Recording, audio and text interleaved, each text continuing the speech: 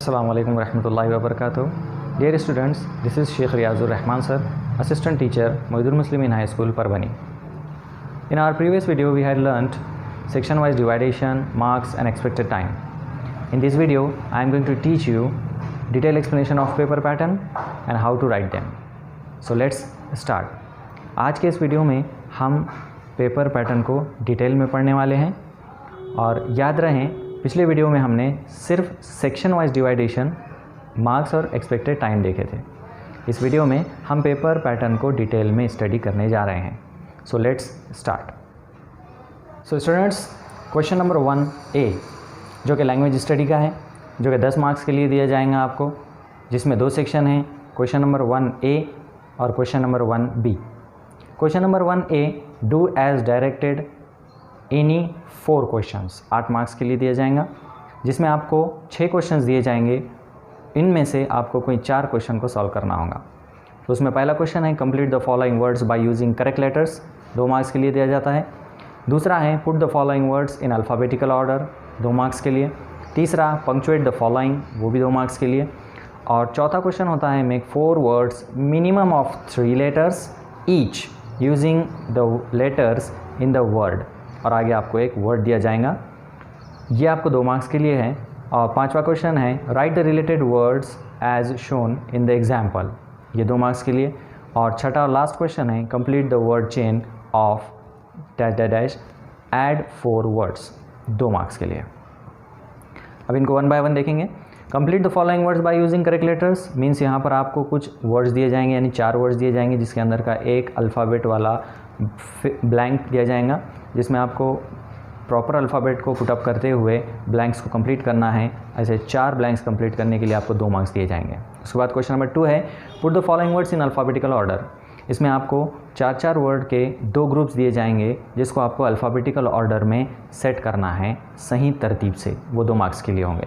उसके बाद question number 3 है पंक्चुएट द फॉलोइंग, जहाँ पर आपको 2 जुमले दिए जाएंगे, उनको मुनासिब पंक्चुएशन मार्क्स लगाते हुए पंक्चुएट करना है। उसके बाद क्वेश्चन नंबर 4 है जो कि बहुत ही आसान है। क्वेश्चन बड़ा होने से डर लगता है, लेकिन आसान बहुत है। क्वेश्चन ये है make 4 words minimum of 3 letters using the letters as shown in the word, यानी कि आपको कुछ वर्ड दिए जाएंगे, एक वर्ड दिया जाएगा, उसके अंदर से आपको अल्फ़ाबेट का यूज़ करते हुए मिनिमम 3 लेटर्स वाले 4 वर्ड बनाना है, जिसके लिए आपको 2 मार्क्स दिए जाएंगे।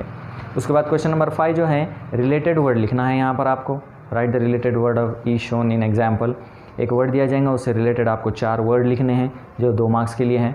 और उसके बाद लास्ट क्वेश्चन यानी क्वेश्चन नंबर 6 है complete the word chain of. अब ये वर्ड चेन नाउन की हो सकती हैं, एडजेक्टिव की हो सकती हैं, एडवर्ब की हो सकती है, इसलिए क्वेश्चन को मुकम्मल और सही पढ़ना ज़रूरी है, ठीक है। और उसके लिए आपको 4 वर्ड लिखना है वर्ड चेन के अंदर, ये आपको 2 मार्क्स के लिए।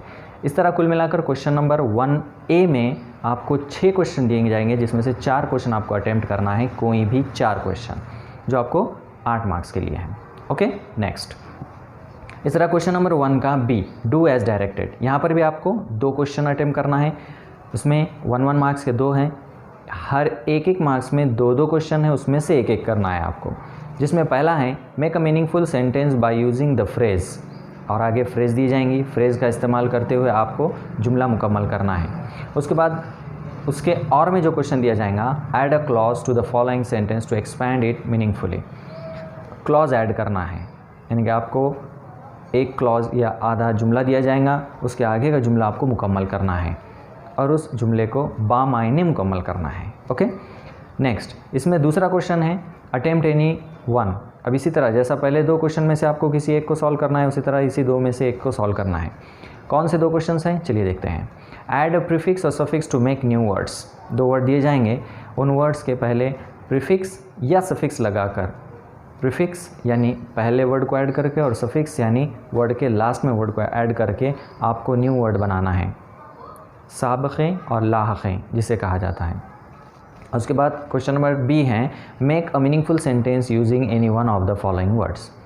जिसे हम मराठी में वाक्यत उपयोग करा कहते हैं और उर्दू में जुमलों में इस्तेमाल कहते हैं। वो दो वर्ड दिए जाएंगे, दोनों वर्ड को आपको जुमलों में इस्तेमाल करना है, दोनों में से किसी एक वर्ड को। ओके, इस तरह से question number 1A language study यहाँ पर मुकम्मल होता है। उसके बाद क्वेश्चन नंबर 2 सेक्शन नंबर 2 के तहत आता है, जो कि टेक्सचुअल पैसेजेस जिसमें होते हैं। 2 टेक्सचुअल पैसेजेस दिए जाते हैं, क्वेश्चन नंबर 2A और question number 2B। Question number 2A के अंदर आपको एक पैराग्राफ दिया जाता है, उस पर मबनी 5 सवालात होते हैं, एक्टिविटी बेस्ड होते हैं। और क्वेश्चन नंबर 2B उसी पर सेम पहले की तरह, यानी कि क्वेश्चन नंबर 2A की तरह 5 सवालात होते हैं जो कि एक्टिविटी बेस्ड होते हैं। ऐसे सवालात पूछे जाते हैं। सवालात की नौइयत क्या होती है? क्वेश्चन नंबर 2A इसका A1 होता है सिंपल फैक्चुअल क्वेश्चन, A2 होता है कॉम्प्लेक्स फैक्चुअल क्वेश्चन, A3 होता है एक्टिविटी बेस्ड ऑन वोकैबुलरी और A4 होता है एक्टिविटी बेस्ड अपॉन ग्रामर और A5 होता है पर्सनल रिस्पॉन्स। अब ये 5 सवालात कैसे होते हैं और इन्हें लिखना कैसा होता है? A1 जो होता है सिंपल फैक्चुअल क्वेश्चन, ये एक्टिविटी बेस्ड होते हैं, यानी कि fill in the blanks, true false या छोटे छोटे एक्टिविटीज़ होते हैं जो 2 मार्क्स के लिए होते हैं। A2 इसके नाम की तरह कॉम्प्लेक्स फैक्चुअल क्वेश्चन, कॉम्प्लेक्स यानी थोड़ा सा इसका लेवल सिंपल से बड़ा होता है। यहाँ पर आपको कुछ डिटेल में लिखना होता है आंसर्स, लेकिन ये इसके आंसर भी आपको टेक्स्ट पैसेज में ही मिल जाएंगे। इस तरह से ये भी 2 मार्क्स के लिए होता है। उसके बाद है एक्टिविटी नंबर 3 यानी A3, जो कि activity based on vocabulary. Vocabulary, similar meaning word, opposite यानी सिनोनिम्स, एंटोनिम्स, इन पर डिपेंडेबल क्वेश्चंस होते हैं, वो आपको 2 मार्क्स के लिए होते हैं। एक्टिविटी नंबर 4 जो कि एक्टिविटी होती है ग्रामर बेस्ड। ग्रामर बेस्ड यानी कि आपको ग्रामर के किसी भी टॉपिक पर क्वेश्चन पूछे जाते हैं, जैसा कि for example tenses, voice, direct, indirect etcetera. और लास्ट वाला क्वेश्चन जो होता है A5 वो होता है पर्सनल रिस्पॉन्स क्वेश्चन, जिसे हम मराठी में स्वमत कहते हैं और उर्दू में जिसे हम अपनी ज़ाती राय पेश करना कहते हैं। यहाँ पर आपको ज़ाती राय पेश करनी होती है, पर्सनल रिस्पॉन्स। इसके जवाबात शुरू कैसा करते हैं? For example I think that, for example I think so that, as per my opinion etcetera etcetera. Okay, in this way आपको क्वेश्चन नंबर 2 के दोनों पैसेजेस सॉल्व करने होते हैं, जो कि 10-10 मार्क्स के लिए होते हैं, 20 मार्क्स। इस तरह section number 2 non textual passages का टेक्सचुअल पैसेज का होता है। उसके बाद है क्वेश्चन नंबर 3 जो कि सेक्शन नंबर 3 के तहत आता है, जिसका नाम है पोएट्री, जो कि आपको कुल मिलाकर 10 मार्क्स के लिए पूछा जाता है। जिसमें क्वेश्चन नंबर 3A जो कॉम्प्रिहेंशन बेस्ड होता है, जिसमें आपको 5 मार्क्स के लिए सवालात पूछे जाते हैं, एक स्टांजा दी जाती है पोएम की उसके बिना पर। और क्वेश्चन नंबर 3B जो होता है वो एप्रिसिएशन ऑफ द पोएम होता है, जो कि आपको 5 मार्क्स के लिए पूछा जाता है। अब एप्रिसिएशन ऑफ द पोएम के अंदर आपको कौन कौन से नुकात को डिटेल में लिखना होता है, तो उसमें पहला है टाइटल ऑफ द पोएम, दूसरा है नेम ऑफ द पोएट, तीसरा है राइम स्कीम, चौथा है फिगर ऑफ स्पीच और लास्ट है central idea oblique theme. Central idea oblique theme आपको 2 से 3 लाइन में लिखना होता है, क्योंकि वो 2 मार्क्स के लिए आपको पूछा जाता है। इस तरह से यहाँ पर क्वेश्चन नंबर 3 मुकम्मल होता है। इसके बाद है सेक्शन नंबर 4 जिसका नाम है नॉन टेक्सचुअल पैसेज। इस क्वेश्चन नंबर 4 के तहत आता है, जिसके अंदर भी 2 सेक्शन किए गए हैं, क्वेश्चन नंबर 4A और question number 4B। Question number 4A में आपको एक नॉन टेक्सचुअल पैसेज दिया जाता है, जो कि आपके दरसी किताब में नहीं होता है, यानी टेक्स्ट बुक में नहीं होता है। सेम उस पर क्वेश्चंस टेक्सचुअल पैसेजेस की ही तरह आते हैं, A1, A2, A3, A4 और A5। Simple factual question, complex factual question, activity based upon vocabulary, activity based upon grammar and personal response. ये आपको एक पैराग्राफ दिया जाता है, उसके ऊपर इतने सारे क्वेश्चन यानी 5 क्वेश्चन दिए जाते हैं जो 10 मार्क्स के लिए होते हैं। उसमें सेकंड क्वेश्चन होता है question number 4B summary writing. जो नॉन टेक्सचुअल पैसेज आपको दिया गया है उसकी समरी करने के लिए दिया जाता है इस सवाल के तहत, यानी आपको उसके अहम नुकात को याद रखते हुए अपने वर्ड्स में इस पैसेज को लिखना होता है, समरी करनी होती है, वो 5 मार्क्स के लिए होता है। इस तरह से ये सेक्शन नंबर 4।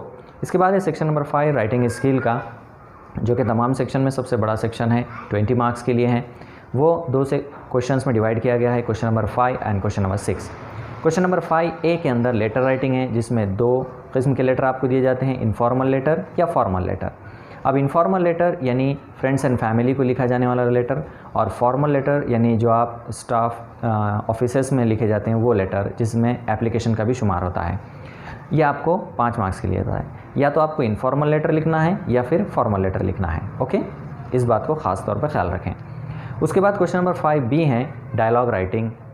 डायलॉग राइटिंग के अंदर आपको 3 किस्म के सवाल दिए जाएंगे, जिसमें पहला सवाल है prepare a dialogue from the jumbled sentence. यहाँ पर आपको 4 सेंटेंसेस दिए जाते हैं, उन चारों सेंटेंस की तरतीब बिगाड़ कर दी जाती है, आपको उसको सही तरतीब में जमाना होता है। वो चारों सेंटेंस जब आप सही तरतीब में जमा देते हैं तो आपको उसके लिए 1 मार्क मिलता है। उसके बाद इसका सेकंड क्वेश्चन है कंप्लीट द डायलॉग। यहाँ पर आपको 2 सवालात हैं, उन 2 सवालात के सही जवाबात लिखना है, वो भी डायलॉग की शक्ल में, उसके लिए आपको 1 मार्क है। और डायलॉग राइटिंग का तीसरा सब क्वेश्चन है राइट अ डायलॉग बिटवीन। इसके आगे आपको दिया जाता है कि किसके दरमियान आपको, यानी कौन से 2 शख्स के दरमियान आपको बात करना है। फॉर एग्जांपल आपको अगर दिया गया है write a dialogue between headmaster and student, तो आपको हेडमास्टर, स्टूडेंट ऐसे डायलॉग प्रिपेयर करना है। इसमें आपको मिनिमम 3 डायलॉग, यानी हेडमास्टर के 3 डायलॉग और स्टूडेंट के 3 डायलॉग कंपलसरी हैं। ओके, इस तरह से डायलॉग राइटिंग होता है। अब याद रहें डायलॉग राइटिंग को और क्वेश्चन है स्पीच राइटिंग। स्पीच राइटिंग कैसी करना है, क्या करना है, इसके लिए मैं अलग वीडियो बनाऊंगा। राइटिंग स्किल के तमाम सेक्शंस के लिए मेरा डिटेल वीडियो रहेगा, उसमें आपको सारी डिटेल्स बताई जाएंगी। स्पीच यानी तकरीर। अब इसमें कैसी तकरीर की जाती है, क्या है, इसकी थोड़ी बहुत आइडिया तो आपको होंगी ही। डिटेल अगर देखना है आपको एक्सप्लेनेशन के साथ, तो मेरे नेक्स्ट वीडियो तक वेट कीजिए। उसके बाद है क्वेश्चन नंबर 6 यानी कि इंफॉर्मेशन ट्रांसफ़र।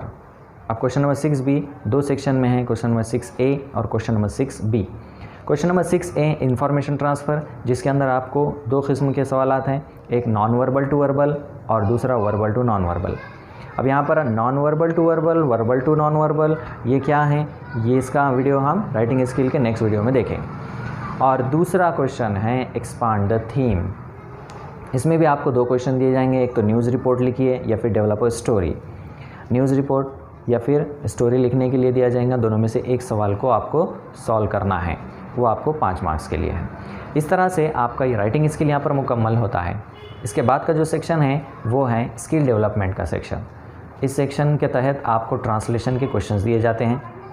ट्रांसलेशन के क्वेश्चंस 3 अलग अलग टाइप में तकसीम किए गए हैं। नंबर 1 आपको वर्ड दिए जाएंगे, उसके मीनिंग्स लिखना है। नंबर 2 आपको सेंटेंसेस दिए जाएंगे, उसके मीनिंग्स लिखना है। एंड नंबर 3 आपको कहावतें या मुहावरे दिए जाएंगे, आपको उनके भी मीनिंग्स लिखना है।